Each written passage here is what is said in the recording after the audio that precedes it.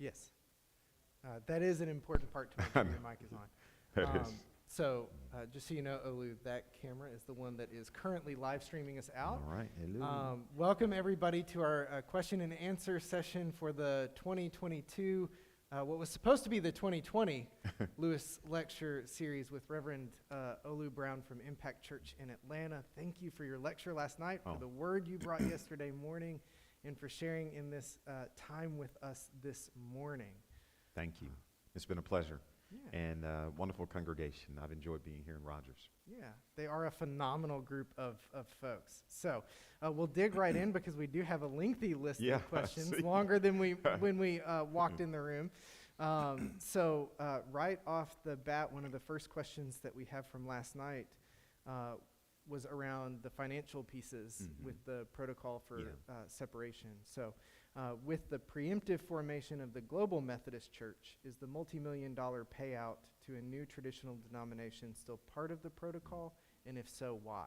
Yeah, great question. So 3 of the people who helped me with my presentation are on the protocol team. Tom Berlin and Jasmine Smothers was added after Junius Dotson passed away. And my understanding is that those numbers are still in the protocol, but for any of you who have been to General Conference, those numbers can be adjusted and negotiated. We have to remember they're almost 2 years old at this time, and so we've got different financial resources and analytics related to where the denomination is right now, apportionments, affordability, and also the pandemic has changed a lot of things. So I suspect those numbers will remain. What the exact amounts will be, who knows? Great question. What would you guess the new names for some of the new denominations and the fracturing would be? Of course, we've heard Global Methodist Church, which is the traditional bent of the church forming that. I believe some individuals, like, for instance, with our church, we've named it Impact Church. It may depend on the influence of who some of the key leaders are. Some individuals may choose to go back to some of the historic roots of Methodism. And so it will be an array of different options and names, I believe, for all of the churches or denominations that come out of what we decide when we have the next General Conference. We also must understand that some individuals are not going to wait on General Conference, as we're seeing already. And so the formation of denominations and names, I believe, will continue to happen even before a global decision is made for the church. You shared last night a lot about kind of the vision of Impact Church and what y'all are doing and what y'all are dreaming for in the future. And I know you're not the pastor that's going to see those seeds come to fruition, but you are the pastor that walked with them as they came about that realization, the fullness of that vision and those daydreams. How did y'all go about that work? What did that process look like for setting that vision and that dream for Impact Church? Well, the part of the story I didn't tell last night is Impact started with a group of 25 individuals who were volunteers. I had an opportunity to work for a large United Methodist Church in metropolitan Atlanta for about 5.5 years before we planted Impact. And so it was much like Acts chapter 2 from the sermon Sunday morning. We were all on one accord. It didn't mean we agreed on everything, but we agreed on this vision to be a new resource or to rethink what it meant to be the local church. And so our tagline, Doing Church Differently, was born, which I believe one of our lay persons actually came up with that tagline, which we trademarked as a church because we've been so passionate about it. So whether it's about brick and mortar, missions and outreach, how we do small groups as opposed to Sunday school and traditional Bible study experiences, encouraging people to meet in the community more so than in the building, and this all predates COVID-19, investing in technology, investing in people, all of those things were a part of what we call Doing Church Differently. So of course, as the founder, I had an opportunity to craft some values and vision, but where it has gone 15 years later is far more than I ever dreamed of when we first started 15 years ago. Yeah, that's awesome. Thank you for sharing that. shifting back to questions of inclusion and what ministry looks like. And I know church planting is a challenging reality. Here in Arkansas, we have the unfortunate reality that I think is probably similar in North Georgia and all around the connection, where there are still appointments where bishops cannot, in good faith, send clergy who are not white men. That's consistent throughout Arkansas. There are places where that's just the case.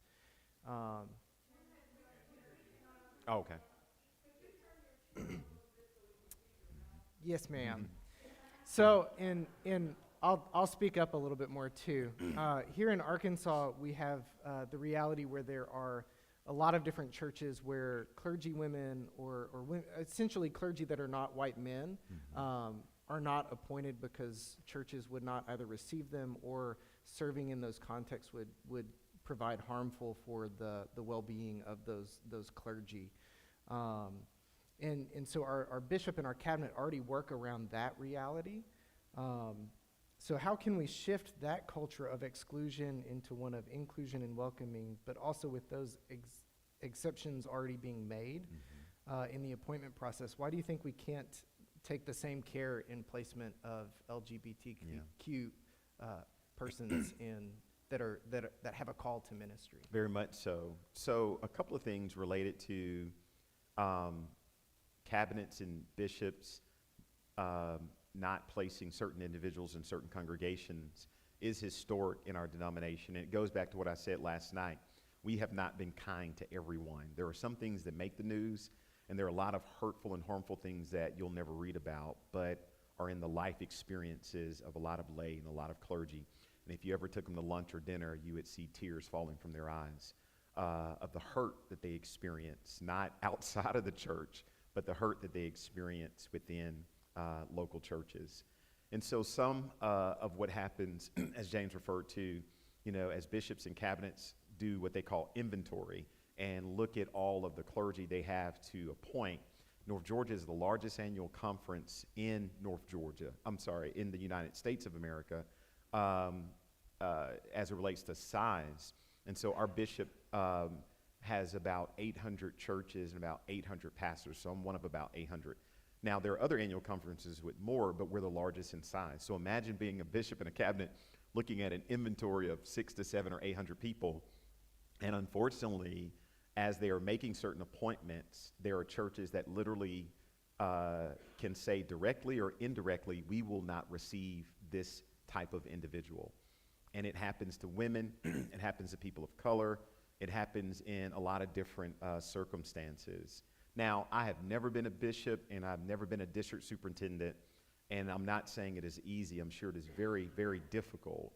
But I do believe some of the responsibility is on the bishop and the cabinet to be courageous enough to tell certain congregations that are objecting to receiving someone that they don't have a choice unless they believe it will bring irreparable harm or some type of danger to that individual. Now we are a lot more aware of mental health, and we realize that the harm that has been done to some individuals is around their mental health. So you may see someone who's been appointed, and the lay people in the church will say, well, they made it through, but they've got some scars that will last a lifetime, and in particular their children have some great scars. So how do we also then look at individuals who are a part of the LGBTQIA plus community? It creates another challenge for cabinets and bishops, because technically, according to the stance of the church, it is not allowed or not lawful in our doctrine. But we all know, I can't say we all know, but I know of colleagues who are a part of the LGBTQ community and who serve in churches, and their churches know, and they're very gifted and capable pastors. My hope is that annual conferences, i.e. bishops and district superintendents, will be courageous enough, in particular moving forward, regardless of what happens with General Conference or however long it takes, to appoint the best clergy person to the right congregation and do everything they can to make sure that the fit works and that church and clergy person, regardless of color, creed, sexual orientation, all of those things, that the church moves into the best future possible. Thank you. What are some resources that you would recommend for group studies on our current situation and how it relates to our historic struggles, how we have not always been kind to all people? Well, and this is a question I'm sure, James, that you can answer. I jotted down 3. One is very popular book called Canoeing the Mountain that our bishop has referred, and so that's one. But going back to some of the historic issues we face around race is the book by Bishop James Thomas, and it's available on Cokesbury, and it's entitled Methodism's Racial Dilemma. And he was a previous bishop in the church who is now deceased, who I got an opportunity to know very well, and did an awesome job chronicling the history of what we call the central jurisdiction and a lot of behind the scenes working, and was a part of the team that helped the church become more inclusive in 1968. One of the things that was a learning lesson for me, the Methodist Church is a lot like the United States of America. When you look at our Constitution, a president as a bishop, cabinet members who serve the president, our district superintendents. And there are some things, whether you're in favor or not, we call it Obamacare. And there are some pieces of legislation that are so massive, when we pass them, it takes years to unfold those kind of things. And say if you're born 2 or 3 decades later, you just think Social Security just happened, or Obamacare just happened. But if you were living in those times, like we're living in the pandemic, it takes years. And I just thought when that decision was made in 1968 for the central jurisdiction to be abolished, that everybody just sang hallelujah and loved Jesus, and every church became integrated. But Bishop Thomas and others literally had to travel the country preparing local churches for the decision that was made. I think the same thing will happen as we come through General Conference, and whatever is decided, it will take some time to help local congregations and the global church acclimate to whatever those decisions are.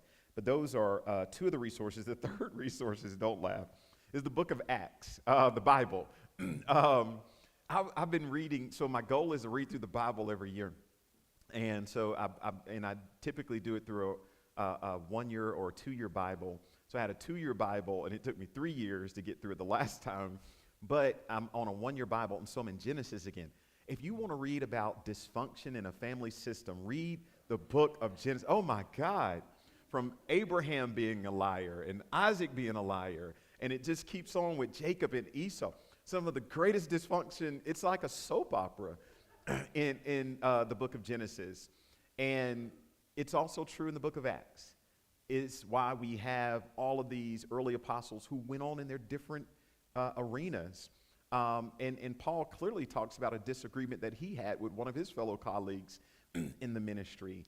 And so I would read the book of Acts, 1, for information that Ecclesiastes is true. There's nothing new under the sun. And 2, for inspiration that says, even when we disagree, if we can agree on the values and the fundamentals of the faith, then we can find ways to live together. And guess what?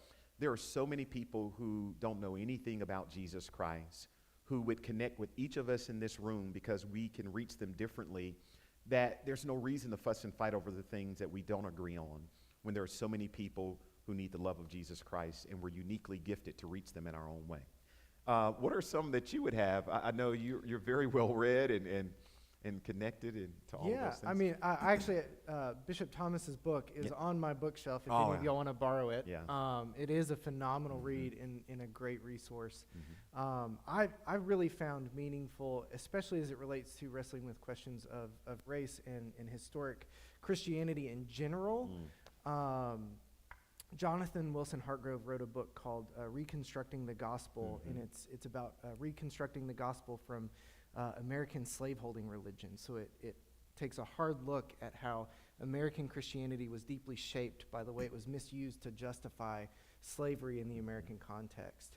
That was a profound, meaningful one in terms of giving us space to acknowledge how we still have the impact of that. even though slavery was abolished, not that long ago, but long enough ago that in terms of how it's held in modern memory is much different than if we were looking at somebody that was alive 100 years ago. Yeah.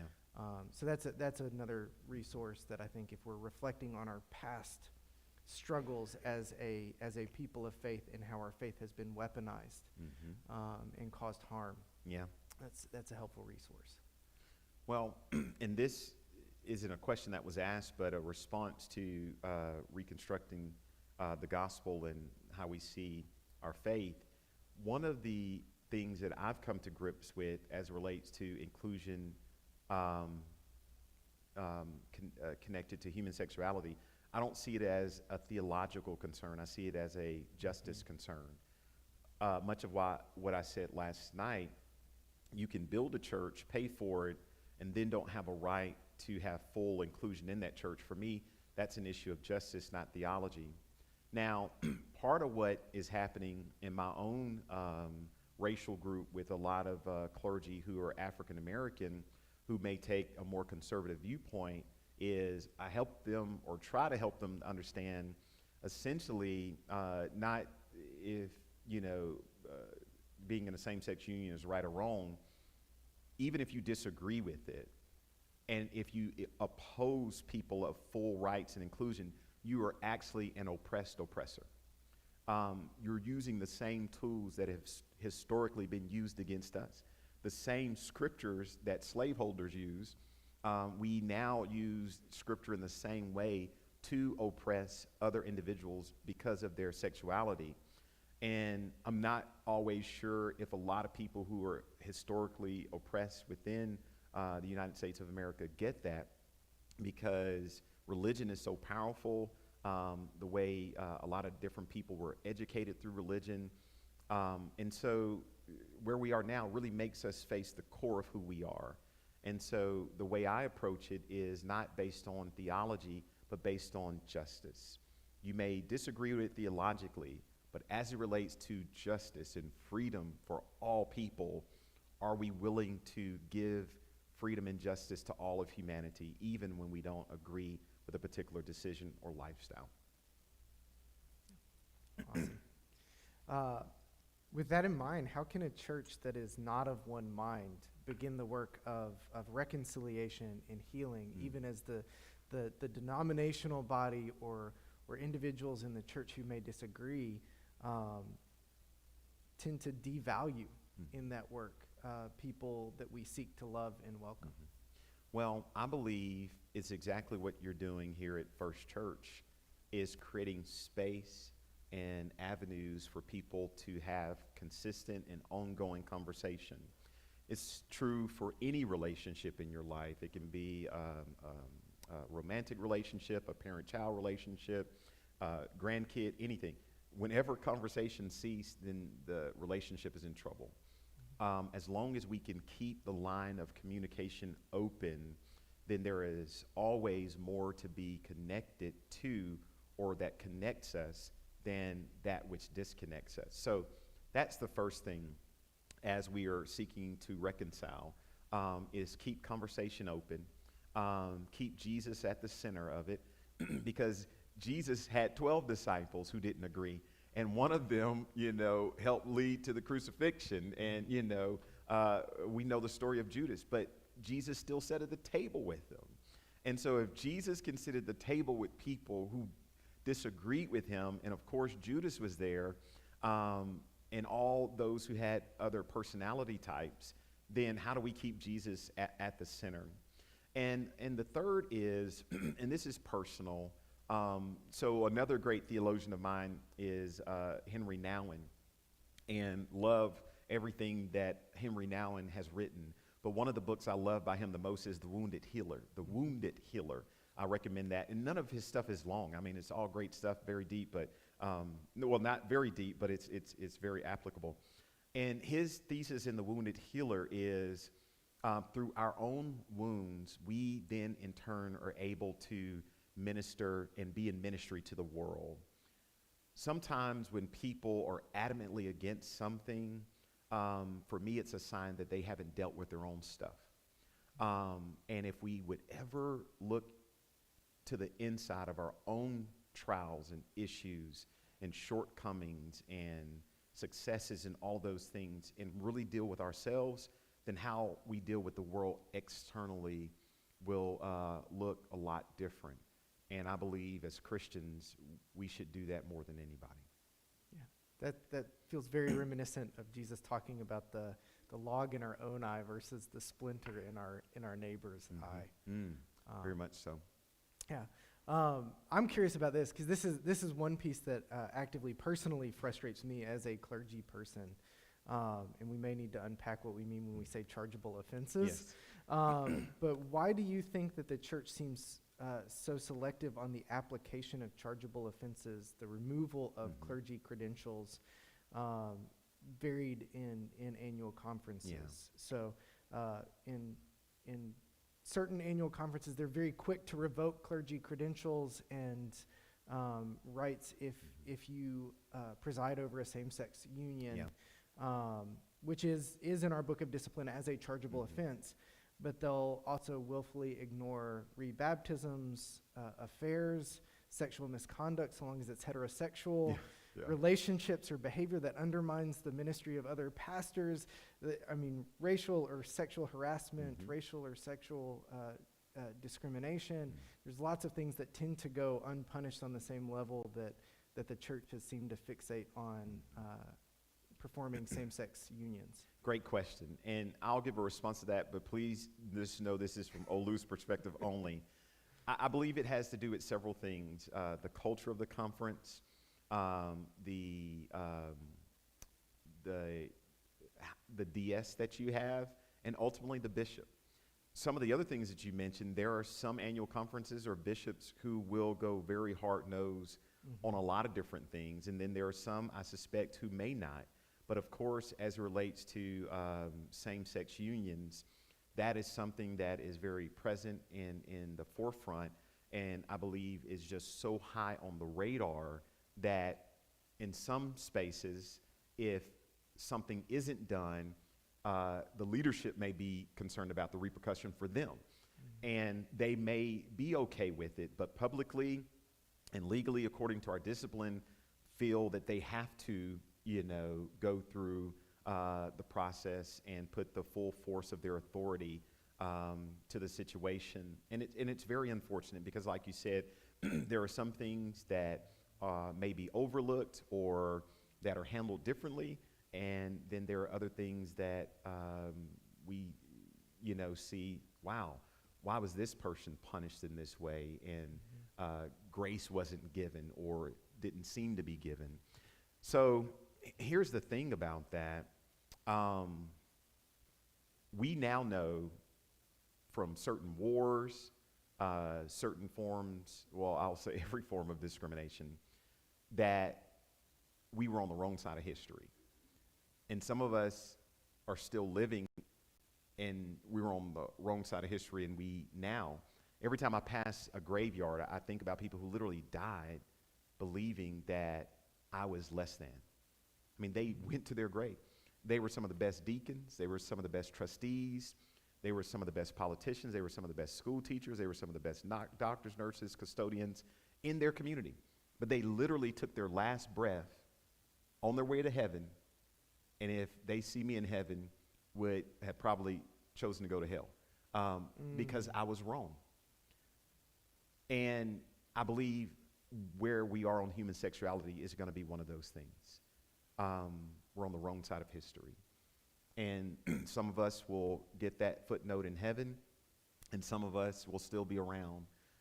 And a lot of the decision makers who have the power and the authority to make things different, who I believe are on the wrong side of history, one day privately or publicly will admit it. But by then it'll be too late. The damage has already been done. Yeah. The same as what we've seen from systemic issues. And we just pray and hope that those people who have been harmed have the love of Jesus to forgive and are able to move forward with their lives.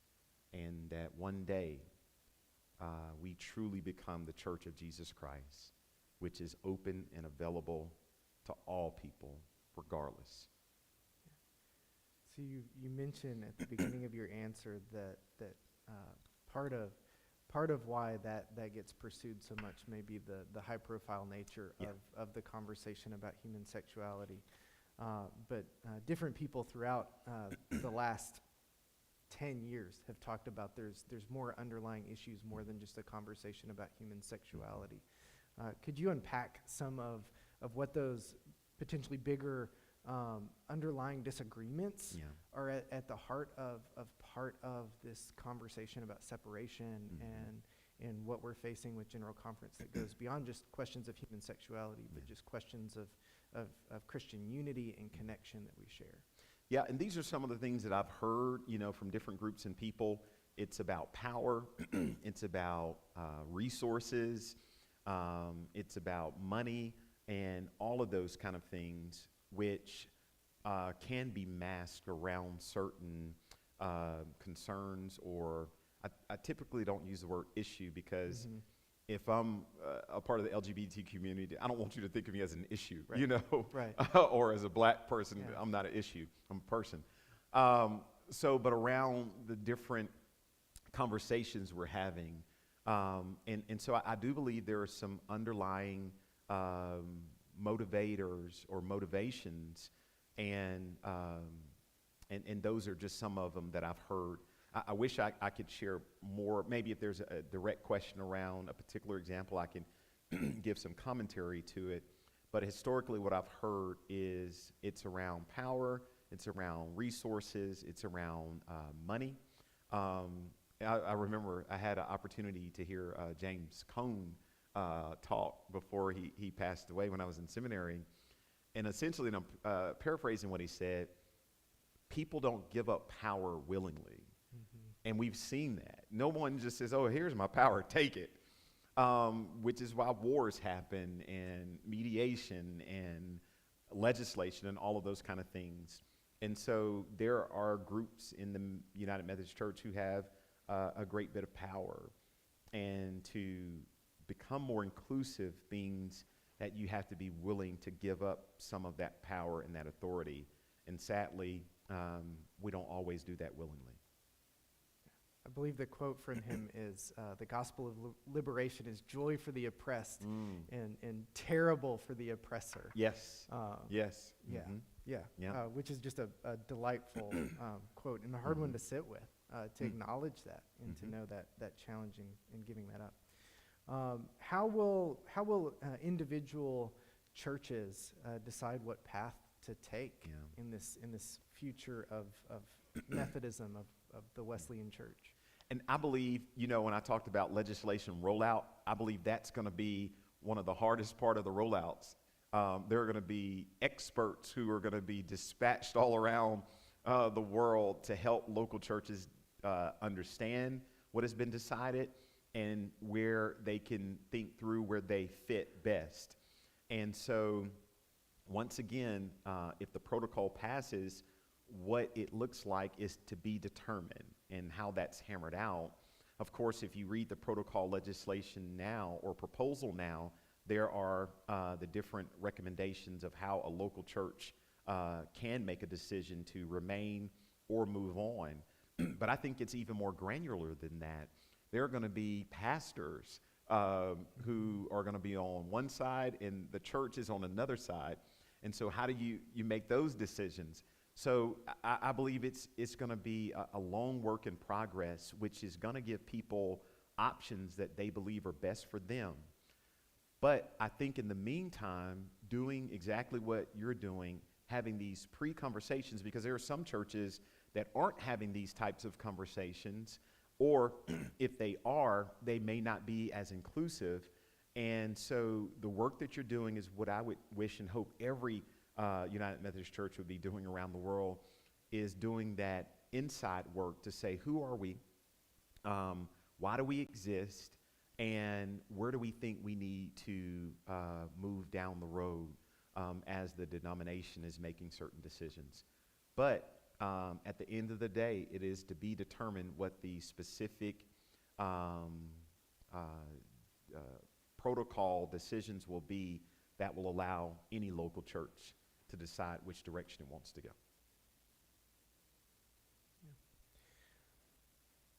And I'm sorry. Oh, go ahead. But there are already churches who are already deciding. So that's this thing, where some folks are waiting for General Conference, but some churches aren't.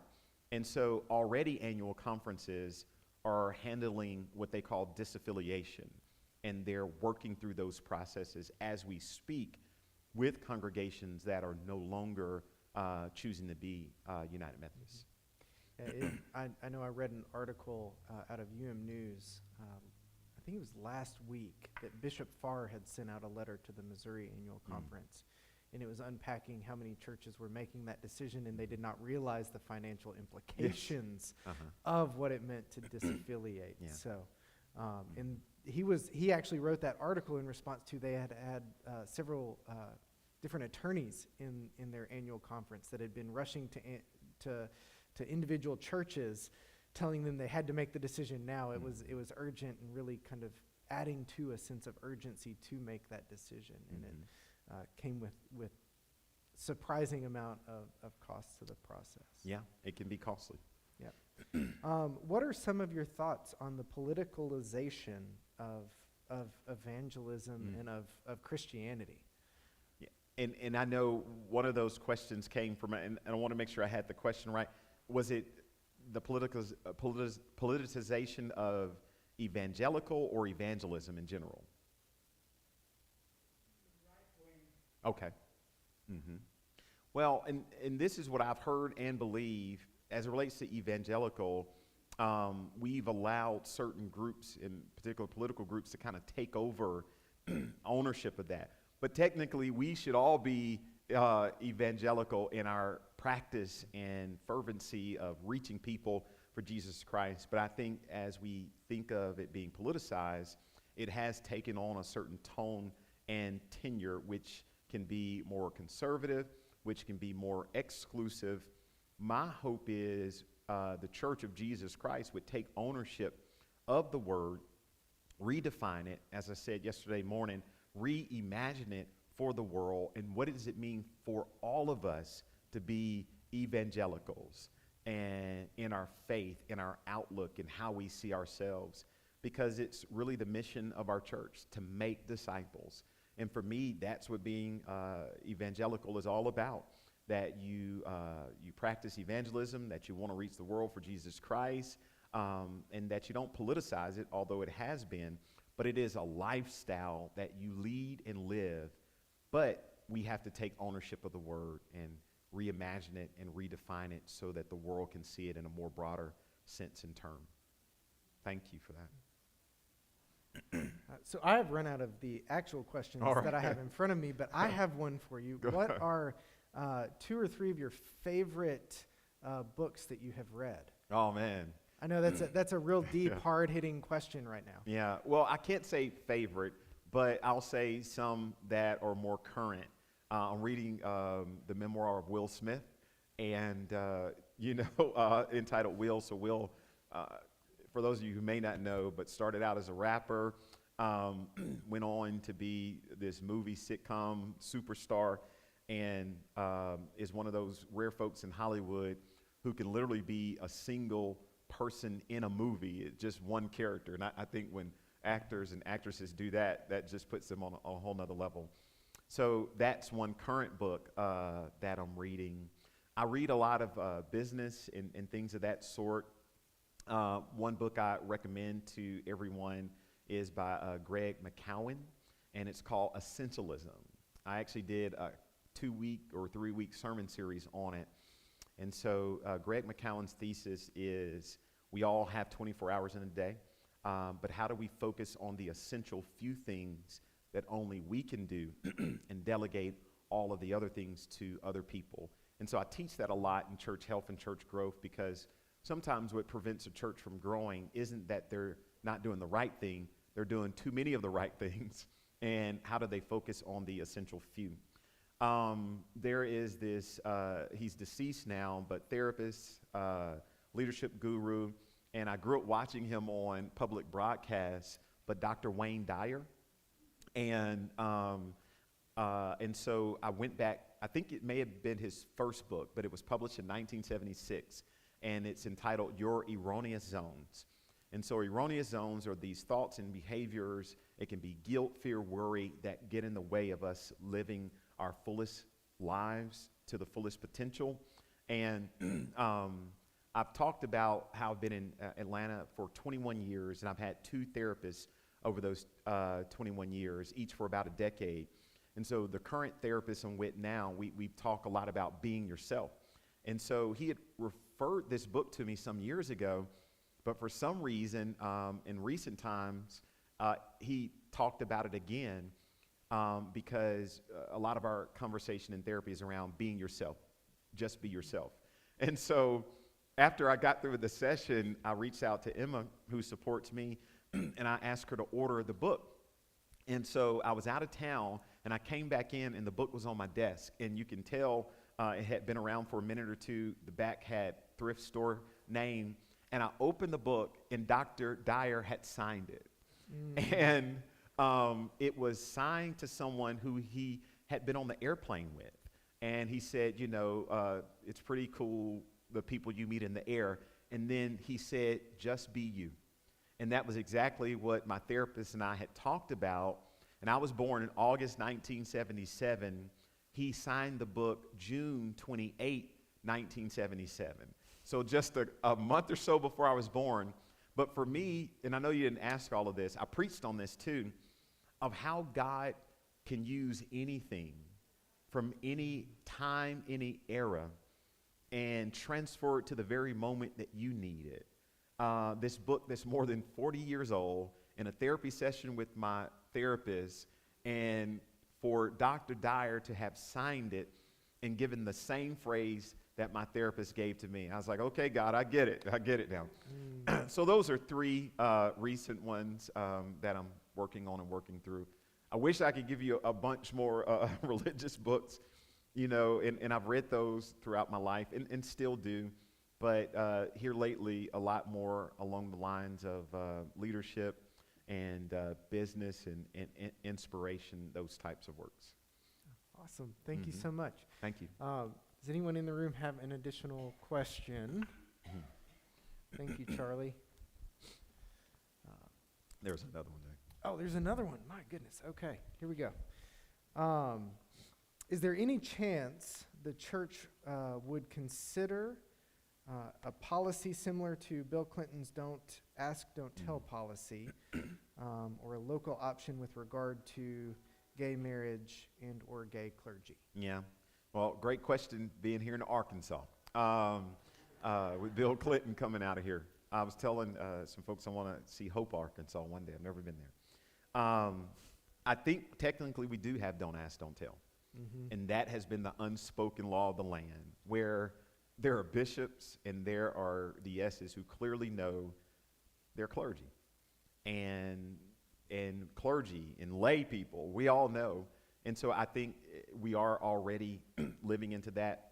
My hope is that we don't have to live into that anymore, that all of God's children can be, as Dr. Dyer said, be you, and fully practice their gifts and their graces in the life of the church. And I think there was a second part of the question. Of that one, no, that was that. Okay. It does make me think of the fact that one of the key things to note in the language of the Book of Discipline right now is it bars self-avowed practicing homosexual folks, which means that a person can be gay and still be clergy. Yeah. The challenge is they can't live into the relationships that they long to live into. So that makes a big difference, barring people from that space of connection. And that's oppressive. I think he wanted that.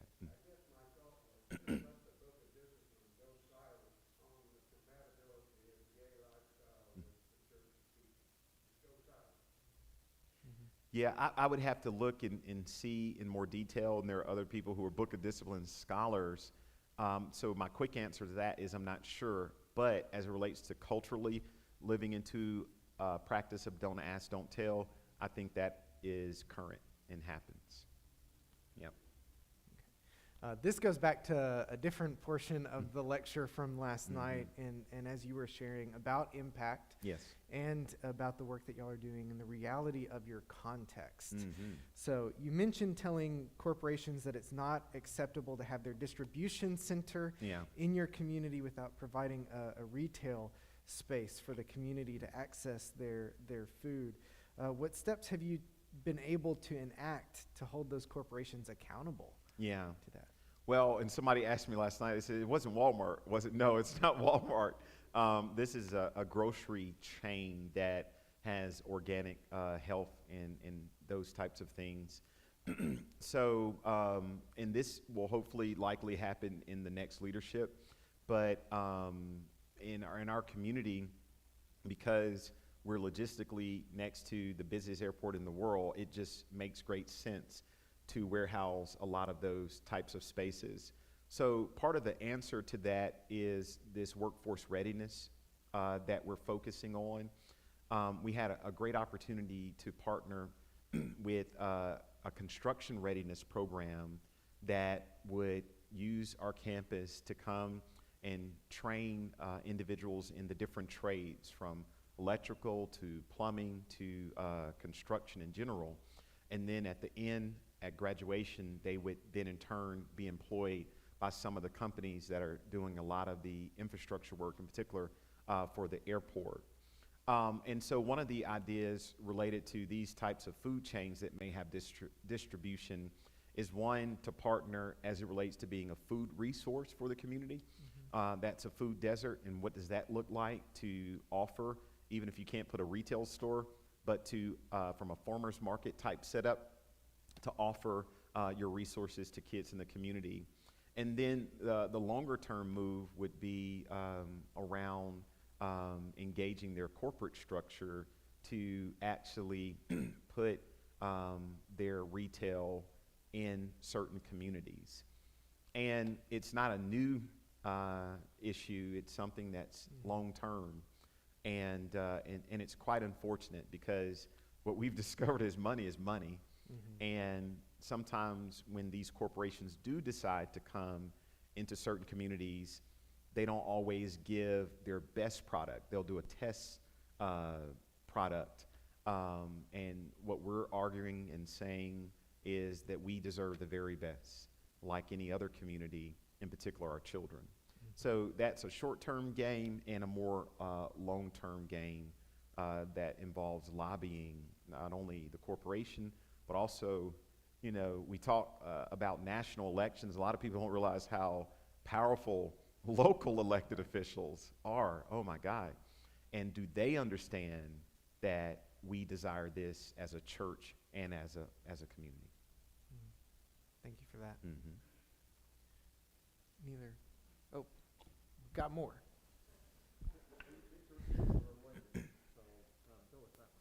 Go with this one first. The very top one. Starting at number 1. Okay. It appears that the movement is descendant from the Wesley. Wait. So I'm starting at Q.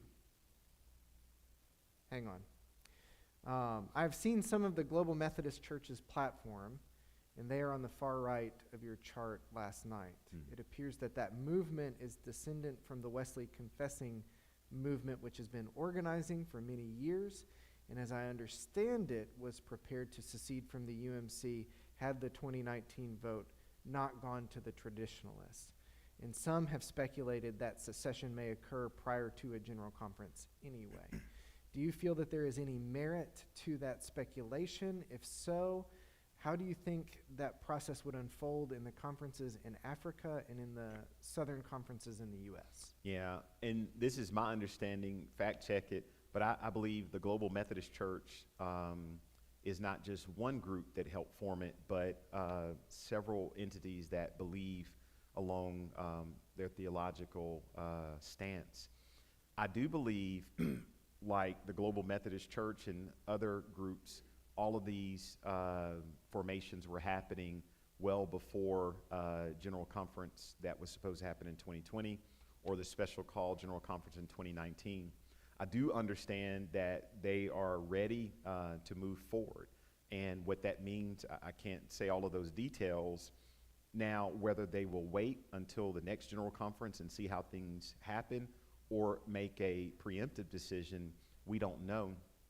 But I do believe if General Conference continues to be delayed, even for very good reasons, I don't see certain groups, whether it's the Global Methodist Church or other groups, waiting, in particular if they've got the infrastructure to move forward.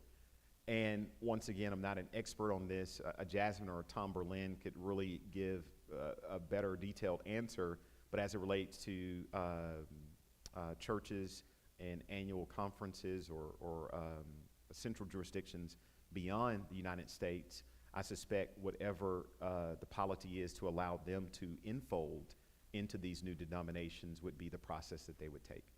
Okay. Thinking globally, is it more the American United Methodist Church or the global UMC that are hearing these discussions about the LGBTQ community?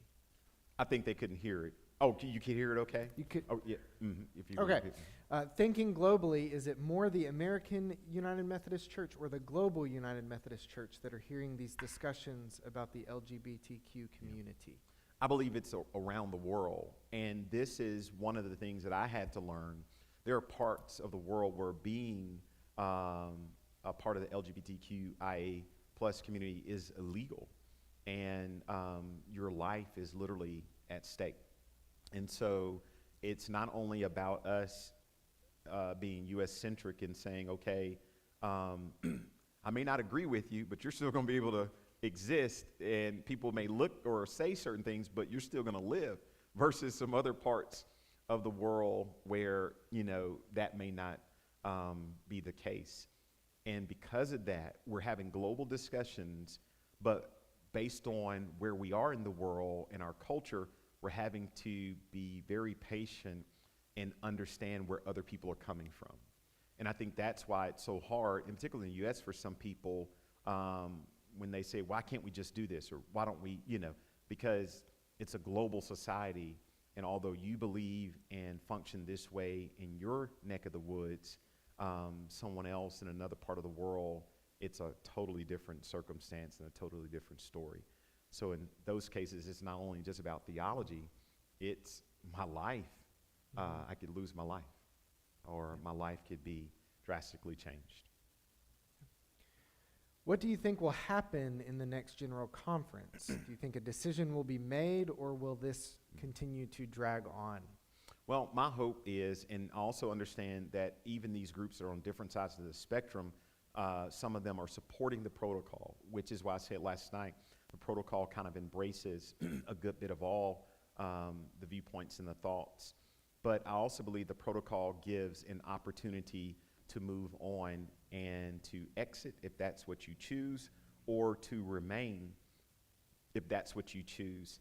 So my hope is, one, if we don't have General Conference now in 2022, that I guess the likelihood then would be 2024. And see, that's the other issue that we're facing is, you know, when Em and I fly, you know, from Arkansas to Atlanta, it's a done deal, even in a pandemic. But for some parts of the world, it's not that easy. And also when you think about visas and all of these kind of things and the cost of travel and to come from places around the world, because that is one of the great qualities of the Methodist Church, is we believe in the representation of our delegates. Now, and you didn't ask this, but I'd also say this, and people are probably going to, you know, think differently about the comment, but if the United Methodist Church were a for-profit company, we'd be bankrupt. We'd have been sold off for pieces, because no company can function over a long term without its members being able to come together, i.e. board, to make a decision. So technically, our board can't come together. Mm-hmm. If we were a for-profit company, we would be, we just wouldn't be around.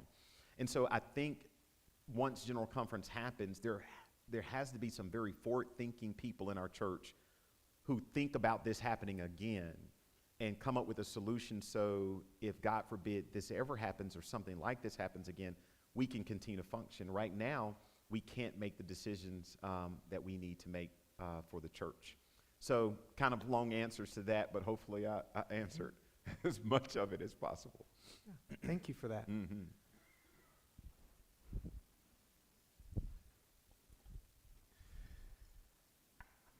You jokingly made an analogy about the Methodist structure being like our government, president, bishop, etc.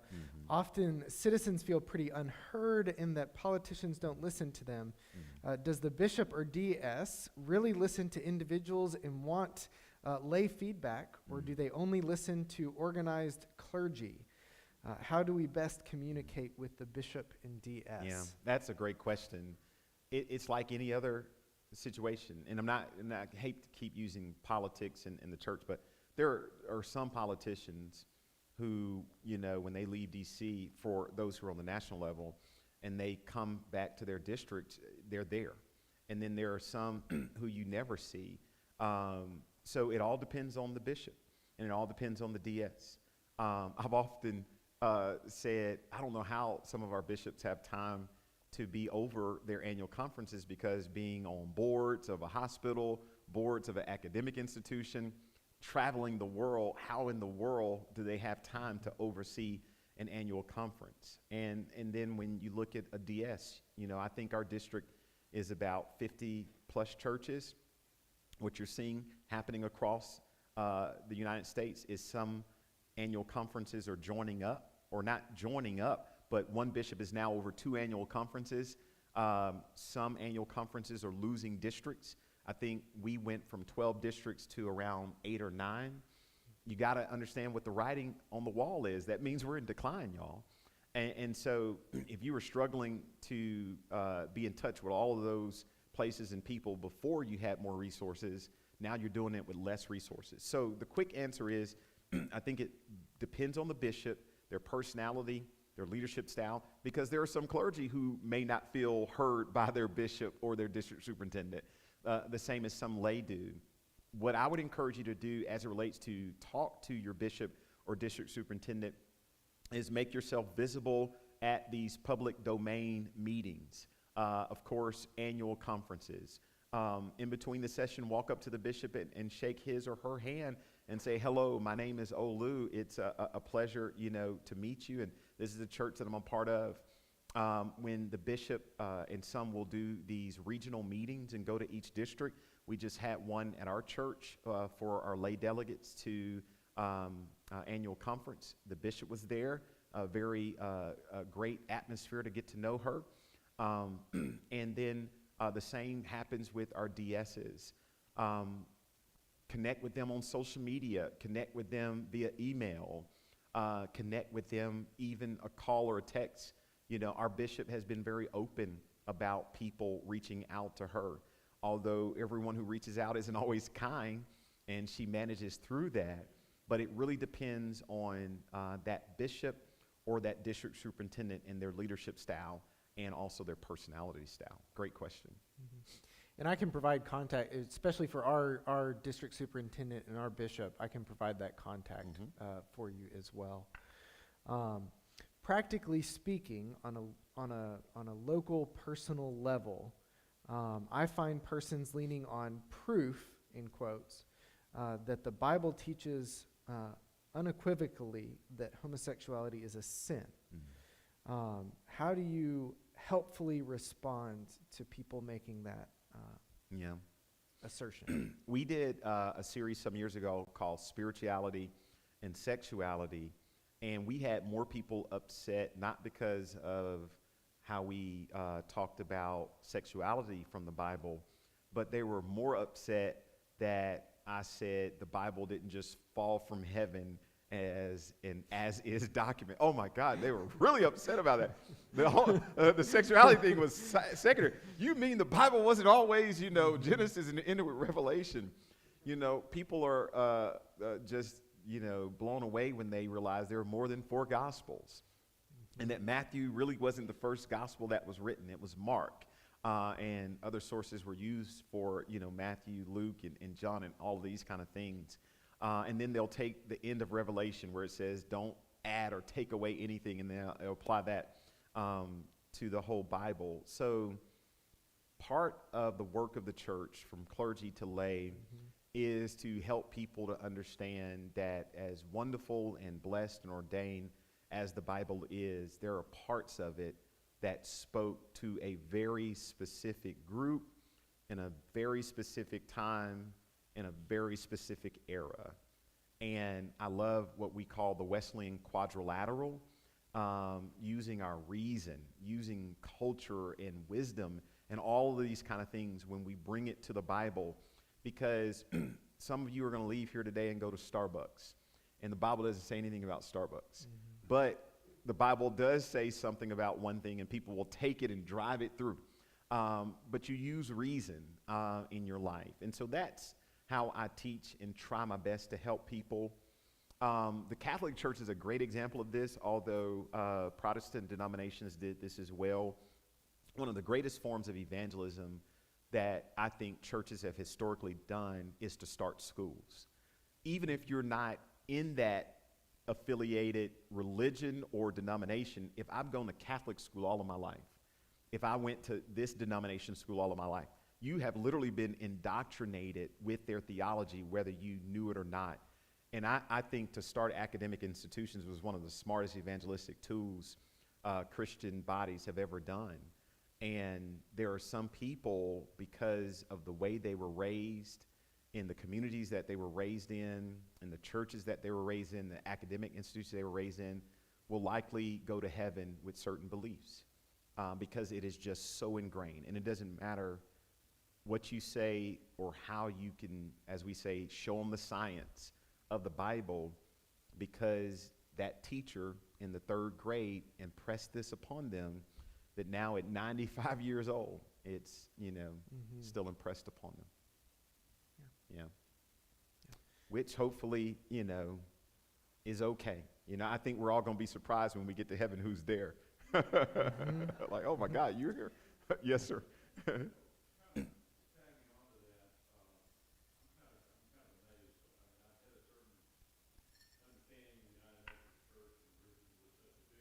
Yes.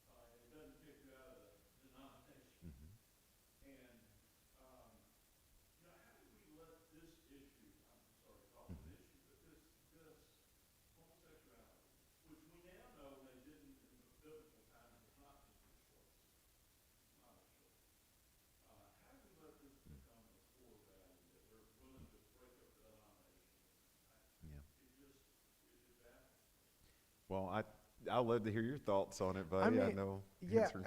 In my experience, a lot of it has gone to that question of how we engage with Scripture and how we interpret Scripture and the approach to it. One of the great concerns that I know I have as a pastor, when I hear people talk about the Word of God, we need to follow the Word of God. I always want to scream at the top of my lungs that that's not the Bible. That John 1 tells us that's Jesus. And following Jesus is very different than following a collection of texts that we believe are divinely inspired by the Holy Spirit and reveal God to us. But they come with much more nuance than that. And I think part of the struggle is where people place their focus in reading that text and kind of their approach to it. That's been because when I encounter people who, the Bible was dropped from heaven and it is what it is and it's verbatim. Yeah. Right. Yes. Yep. Yep. Yeah. And part of where we get some of our scripture around same sex is from Paul. And I don't listen to everything Paul wrote, because if you follow Paul, every woman in here would literally have to be quiet. And the woman who birthed you, you have permission to look at in church as she's talking and say, Mom, be quiet. And I don't know any of us who would turn around to our mothers and say, Mom, be quiet. But that's Paul. You know, Paul told Timothy, take a little wine for your stomach ailment. And there are some people who don't believe in alcohol. But Paul said, Timothy, your stomach hurts, take some wine. And so Howard Thurman, and I love the quote when he talks about his grandmother who would have him read the Bible, but there were sections of the Bible he could not read because it was about slavery. Yeah. It was the only part of the epistles was the 13th chapter of 1 Corinthians, the love chapter, and everything else was off limits. You didn't go there because that's what the plantation preachers had used. And all of that stuff is Paul. Yep. Who is responsible for most of what we call the New Testament. Maybe so, but I think it all goes back to us using wisdom and reason to know, such as the writings we have today, Wi-Fi. You know, 100 years or 200 years from now, what is Wi-Fi? You know, we write to the time that we're living in and the situations, but the reason I started with essential jurisdiction last night is because we have always disagreed on certain concerns in our society or certain values in our society and have started new things. So the Methodist Episcopal Church South, what we call the CME Church, Christian Methodist Episcopal Church, came out of the Methodist Episcopal Church South because of racism. And even black people don't know that it wasn't always Christian Methodist Episcopal Church. When it was first started, it was called the Colored Methodist Episcopal Church South. It changed to Christian. And there are black people who don't know that. Richard Allen, the African Methodist Episcopal Church. The story is told he's praying in a church and is asked to get up. And not only did he get up, he left. And so there are all of these instances in Christendom where we have been not so kind to individuals, or we've had disagreements about certain theology, whether it's baptism or communion. You know, I went to a Disciples of Christ undergrad, and they literally take as often as you meet. So every Sunday they're having communion. As a kid, I went to a Baptist church, and you had to come back to church to take communion. Are all of those people going to heaven? Yeah. But how they did communion was different. But to some people, it's so much of a difference that they say, okay, we're going to go down the street, and we're going to, hang a new shingle. I think the conversation piece is really important in all of it too. That's one of the really challenging portions that can become really frustrating for us, and a willingness and a curiosity to be in conversation with people. A fun example that I use, one of the pastors that baptized Henry, my oldest, she serves as a minister of another denomination. So she's ordained American Baptist. So a tradition that is not interested in infant baptism. And yet she baptized my oldest child when he was an infant. But it took multiple conversations, including a several-hour conversation as we walked around Lake Junaluska, and unpacking how we understood baptism, what the differences in our understandings were, and we finally arrived at a place where we realized we were approaching this conversation about a sacrament in very different understandings, and when we reconciled that, we were at a place where all of a sudden it was, I can get behind infant baptism now. But the conversation had to keep going. We had to make sure that the conversation kept unfolding, which thankfully that was not a tense conversation. She was intensely curious, wanted to understand more, wanted to be able to kind of reconcile her understanding and mine. And unfortunately, that's not always the case in those spaces, but doing as much as we can to keep the conversation going, I think makes all the difference in the world. Well, and I don't know if there were any other questions, but I guess a wrap for me in case going back to some books you recommended, I would read anything by Brené Brown. Braving the Wilderness, just a number of different things. But what I would encourage each of us to do is one of the things she recommends is staying curious. What does it mean to have this sense of curiosity, which is what I think they had in Acts chapter 2 when it said everyone was in awe. I think they were curious. This is something new. We've never done this before. We don't all agree. We don't know how we're going to get through this thing. We're not even called Christians. We're called followers of the way. People are being persecuted because of it. They're being killed because of it. You know, we're in these house churches and we're having to be nomadic and we're kind of figuring this thing out. But I think the curiosity that we most need now, in particular as we're talking about human sexuality, is to be curious. You know, if you think about it, not that every family has a privilege of having food every night and a dinner table, because we know that's not the reality for everyone. But if you had to look back over your life and ask yourself at your dinner table, if that's the way you do it, how often have you had someone there that you invited that's different from you? Racially, economically, academically, socially, theologically, sexuality, all of those kind of things. And most of us would have to say, not too often. But yet we emerge from these houses, or we emerge from these places of worship with a definitive opinion that has never been tested by real people. It's from a Bible that's years and thousands of years old, and, you know, some preachers, not that we're bad preachers, and, you know, some lay conversations, but we're all in the same club. And that would be my encouragement to each of you, in particular as we're coming into new political seasons and all these kind of things. If you're a Democrat, invite a Republican to dinner. If you're a Republican, invite a Democrat. If you grew up in Arkansas, that's wonderful. But what about having a Texan at your dinner table to see, you know, how we see the world a little bit differently as a Lone Star state, you know? Or somebody from California. I mean, they see the world different. Or the state of Washington. They just see the world different. And are they bad people? No. We're all different. And that would be from the sermon yesterday morning to the lecture last night to these wonderful questions and wonderful conversations, is dare to be curious, even when it makes you uncomfortable. Thank you so much. Pleasure. Olu. Thank you. Thank you all. To those who joined us online, thank you, whether you're watching it now or later. For those in the room, there is a small reception in the parlor where Reverend Brown, where Olu has two of his books for sale. Can I comment on these two? Go for it. So there are several books. You can go to olubrown.com, and I know there are folks who are watching online, but these are the two we bought.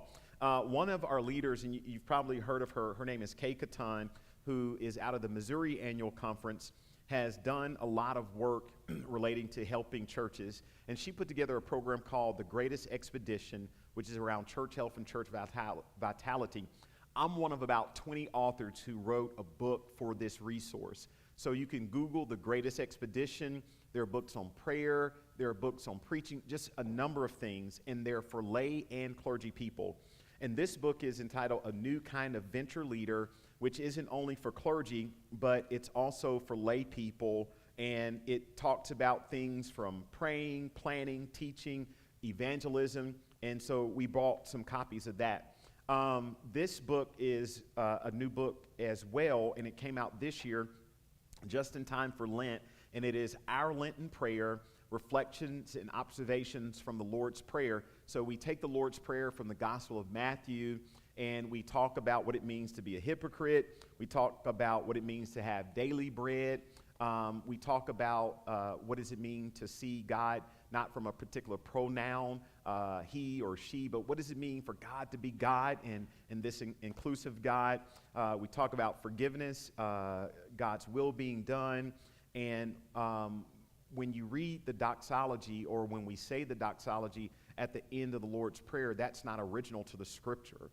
And so in 2022, after going through all you've gone through, how would you end the Lord's Prayer? What would be original doxology for you? So that resource is there. There are also Kindle versions to it. I'm sure there's a Kindle version for the Lenten prayer. I'm not sure if there's a Kindle version for A New Kind of Venture Leader. But we have these. Would love to sign them and help it be a personal resource for you this Lenten season. Thank you so much. Thank you. Well, thank y'all for joining us. The reception is in the parlor, and have a wonderful day. Thank you.